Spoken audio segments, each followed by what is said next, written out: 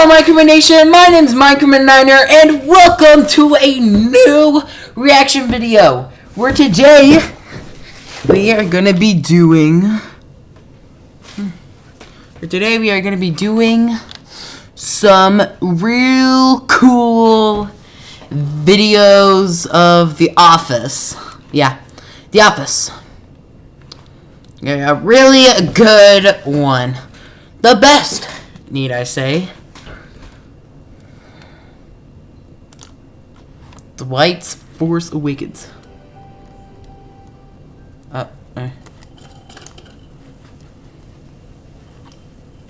What is that? What are you supposed to be?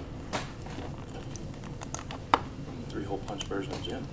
Three-hole punch version of Jim. White Jim. Or three-hole punch. That's great. Oh, Okay, we probably might not do The Office for. Well, might do some of The Office. Oh, you're a Sith Lord! Monk. I'm a Sith Lord. It's from Star Wars. And I'm a Jedi. Paper taped to Unlimited power! This is called leveraging an offer. Michael, can I talk to you for a moment?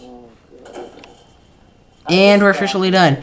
To The Last Jedi. Measure Welcome to Fanboy Court. On this episode, Josh Gruber, the plaintiff and self-titled real Star Wars fan, grounds that The Last Jedi is the worst piece of cinema since Jar Jar stepped in Bantha Poodoo, and that Disney has officially ruined his childhood. He is demanding that the sequel trilogy be struck from the canon and a new trilogy be made under his guidance because he, quote, has some really sick ideas. Josh Gruber, plaintiff, suing for childhood back. Like that'll ever happen. The Last Jedi was a cinematic masterpiece. Who The doesn't? franchise in bold new directions. He is countersuing because the plaintiff is, quote, not a real Star Wars fan. To be stripped of his nerd cred, as well as his complete set of Jabba's Palace Kenner action figures. All rise. Fanboy Court is now in session. The Honorable Judge Melvin is presiding. Thank you, Bailiff. And may I remind the court that today we'll be getting into spoiler territories. So if you haven't had a chance to see these films yet, you may want to excuse yourself now. Toodles! So, what do we got today? Okay, wow. The Last Jedi. You guys sure you want to touch this? Yes. The destruction of Alderaan pales in comparison to the cinematic atrocities Disney has committed with The Last Jedi. It was a poorly plotted mess that not only creates universe-shattering plot holes, but also mishandles characters from both the original trilogy and the new. Your Honor, the plaintiff is clearly just butthurt that Disney didn't make a Star Wars film that catered to his fanboy fantasies and made something that challenged the status quo. It isn't Disney's fault that the plaintiff can't handle change or perfection. Perfection? It was a travesty. The only Travesty travesty here's is done to the from- toilets at Comic-Con. Okay, that was just What the heck did he do at toilets at Now I Comic have Con? to use this, okay? This replica is camera ready and cost me a pretty penny. Sorry. So did what I made. Allegations and So did my lightsaber. some extremely colorful language. You have any evidence to support your claims? Of course, Your Honor.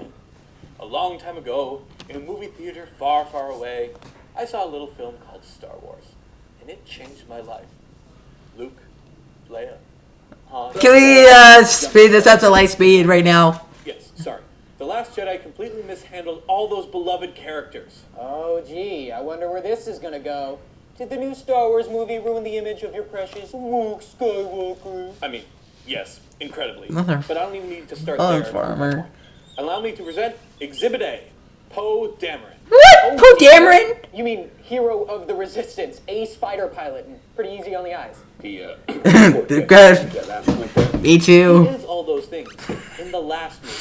The Poe in this movie is an arrogant asshole whose disregard for authority is only eclipsed by his disregard for the lives of his fellow resistance members. Well, yeah.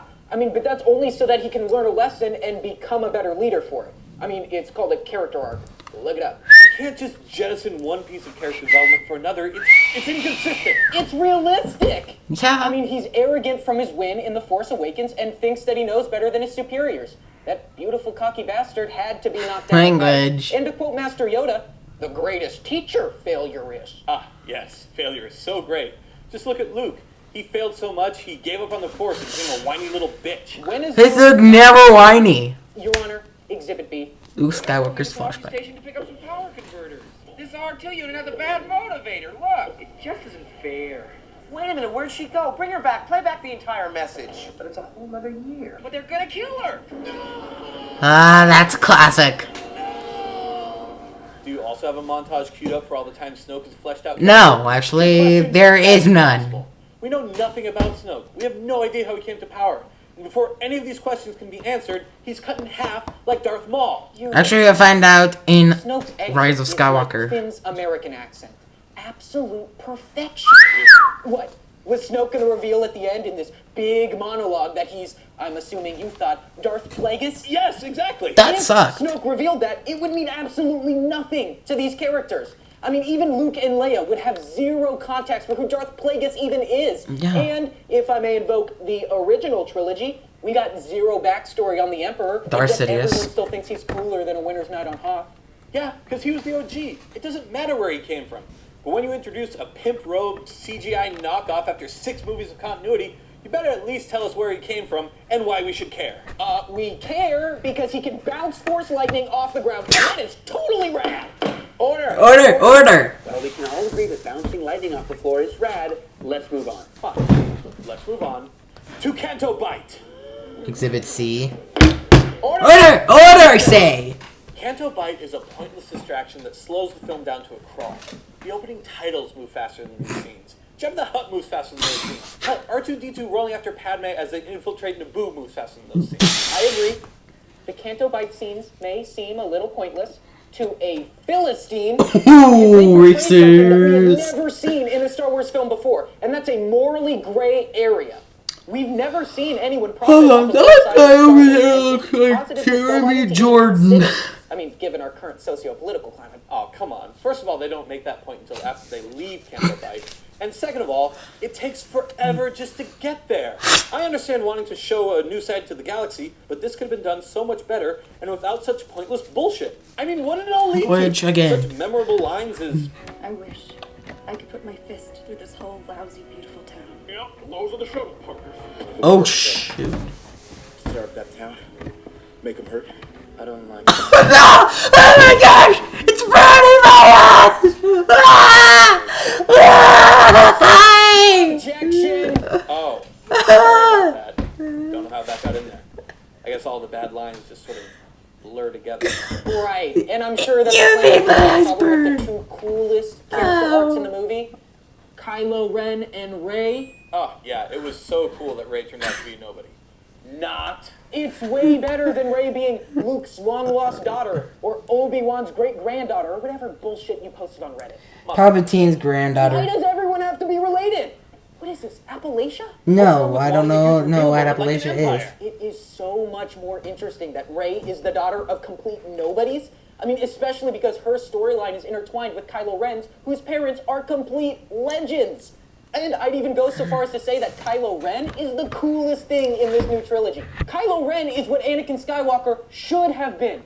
Vader was tortured by the dark side, but Kylo Ren is tortured by the light side. And Rey thinks that she can save him, which expertly echoes the original themes of Luke trying to save Vader. And even I thought that it was going to work out. I thought that they were going to team up and take down Snoke together in Episode 9. But Kylo Ren becomes Snoke. That's awesome! Objection! Your Honor, he's talking about Episode 9. We can't discuss our opinions on a movie that hasn't come out yet. Is the plaintiff going to delete his tweets about how bad Solo looks? Withdrawn. Hit Anything else to add before I reach my verdict? Just one more thing, Your Honor. One logic-twisting, universe-shattering thing. The Holdo maneuver. Please direct your attention to exhibit... whatever we're on. D. Or Exhibit D. D4. Oh, come on. Dude! How can you possibly hate this too? This is like the coolest scene in the entire movie. I know! The coolest looking scene in the movie, but let's think about it for a second. We see one ship lightspeed into another ship and take out an entire fleet of Star Destroyers. That's an insane amount of destructive capability for one ship to have. And in a franchise where entire movies are based on planet-sized superweapons and the uniquely drastic danger they pose, giving such destructive power to a single ship not only undercuts the legitimacy of those past films, but also drastically changes the way space battles should have logically played out for the past thousands of years. Here's how every space battle should go in Star Wars now. Oh, General, there's a Death Star orbiting our planet. Do you have any spare ships lying around? Yes, we do. We do? Cool. Grab that ship, aim it at the Death Star, jump to Lightspeed, drinks are on me. Objection!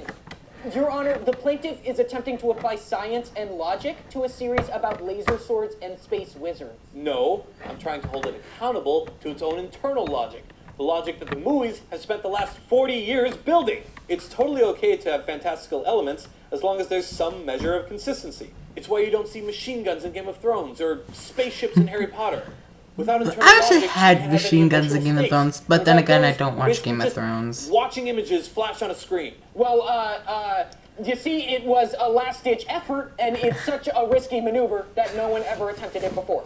Or, maybe the ship had a bunch of weapons on it that exploded. This is like the Phoenix, right? The Force! The Force! It happened because of the Force. The Force can't do that, dude. You know nothing about the Force. The fact that you can only give me one-sentence excuses tells me that even you don't believe the Holdo maneuver makes sense. That's not true! That's impossible! Search your feelings. You know it to be true. That's what I actually commented on this. Link in the description. The Last Jedi is perfection! Star Wars is perfection! Star Wars hasn't been good I since just wanted to see 1983, that there, and Vader even that scene was like part. a B-. Cool. Stuck up, half-witted! You don't deserve to use that reference! Order! Order! Scruffy looking nerf herder. Ready to read my verdict. Cause for dramatic effect. I'm throwing the case out. Clearly, both of you are not Star Wars fans. What? Dun dun You're not a fan, dun. you're a hater. You're weighing the choices the film made against your own headcanon, and there's no way it could possibly meet those expectations. You are living too much in your own nostalgia. To quote Kylo Ren? let the The past die. Nailed it, Your Honor. And you're not a Star Wars fan either. You're a sycophant, a cult member. You clearly aren't thinking for yourself. cult and are member of choosing the to willfully ignore its many flaws just because it's Star Wars. It's okay to admit when something isn't great. Leia flying through space was shot perfectly and wasn't weird at all! A true fan can appreciate and celebrate the good while still acknowledging the bad. In short, y'all need to be more like Star Trek. I actually wanted to make opinions on the Star Trek films. The point is, no films, even the original trilogy had flaws. And if the new films didn't affect you the same way the originals did, that has to be okay. Because maybe they did for somebody else, someone new. And having more Star Wars fans isn't a bad thing. But right now, you are both poisoning the franchise and the fan base, and I hereby ban you from seeing any of the upcoming movies or in-canon spin-offs. Ouch. But I already bought tickets to Solo, man! And I bet you already have subscription to Disney Plus for Mandalorian. That which is kind of screwed up now. The Melvin has spoken. Case dismissed. How do you feel about the verdict? I mean, no more Star Wars movies. That's pretty rough. You know what? I don't even care, because Star Wars has always been stupid. You do care that I can see you cry.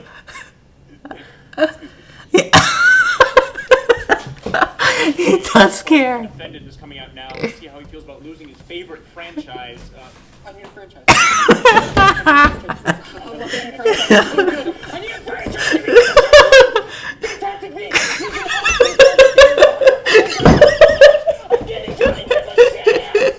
Please, I need a franchise!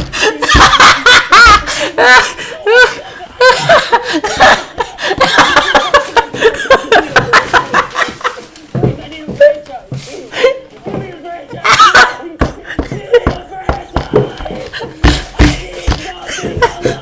If you guys need something to love, get a freaking girlfriend. Well, that's the end of my video. Hope you guys enjoyed it. Make sure you subscribe to my channel and send a comment you'd like to see next. And I will be seeing you all next time. MineKurtMininer out.